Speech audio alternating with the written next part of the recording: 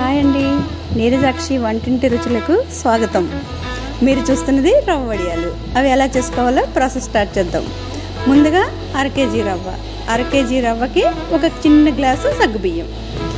ఆ సగ్గుబియ్యాన్ని over night నానబెట్టుకొని అలా ఉంచేసి పొద్దున్నే ఉడకపెట్టి ఒక పక్క పెట్టుకోవాలి.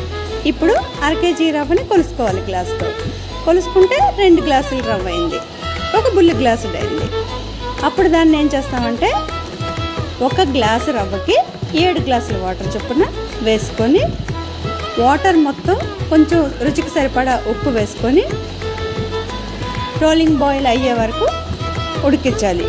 ఈ లోపల పచ్చిమిరపకాయలు తీసుకోవాలి. పచ్చిమిరపకాయలు బాగా పండివి సగం, పచ్చివి సగం. అర కేజీ రవ్వకి 25 పచ్చిమిరపకాయలు. అవి మిక్సీలో వేసేసి పక్కకు పెట్టుకోవాలి. ఈలోపు వాటర్ మూత పెట్టి బాగా మరగనివ్వాలి. ఇప్పుడు రవ్వ చూసారా, అర కేజీ రవ్వ కొలిసాను, 2 గ్లాసులు, ఒక బుల్లి గ్లాసు.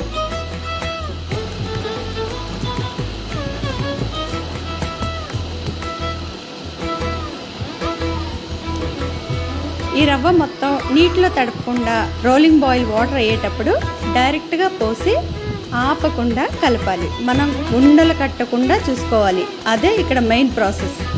ఉండలు కడితే మొత్తం పాడైపోతుంది. ఉండలు కట్టకుండా చూసుకుంటా కలుపుకుంటూ ఉండాలి. మంట మీడియం ఫ్లేమ్లో ఉండాలి. ఉండలు కట్టకుండా చూసుకోవాలి. రవ్వ ట్రాన్స్పరెంట్ అయ్యే వరకు అలా ఉడికించుకుంటూ ఉండాలి. ఇప్పుడు ఉడికిన సగ్గుబియ్యాన్ని కూడా రవ్వలో కలుపుకోవాలి.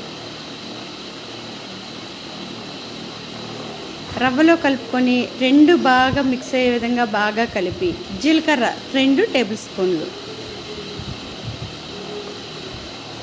ఇప్పుడు మిక్సీ చేసుకున్న పచ్చిమిరపకాయల పేస్ట్ కూడా ఇదే ప్రాసెస్లో స్టవ్ ఆపేసి కలుపుకోవాలి. ముందు జీలకర్ర కానీ పచ్చిమిరపకాయల పేస్ట్ కానీ వేసుకుంటే కలర్ మారిపోతుంది. అలా కలర్ మారకుండా ఉండాలి అంటే 2 ఆఖరిగా స్టవ్ ఆపేసేటప్పుడు కలుపుకోవాలి. కలుపుకున్న దాన్ని బాగా చల్లారనివ్వాలి. ఎంత చల్లగా అయితే అంత చిక్కపడుతుంది. ఇలా గుంటగరిటె తీసుకొని ఒక తడిపిన బెడ్షీట్ పైన వేసుకోవాలి. మేడ మీద ఆ ఉడియాలు చిన్న చిన్నగా ఎవరికి నచ్చిన షేప్లో వాళ్ళు వేసుకుంటారనుకోండి. మీకు ఎలా కావాలంటే అలా వేసుకోండి.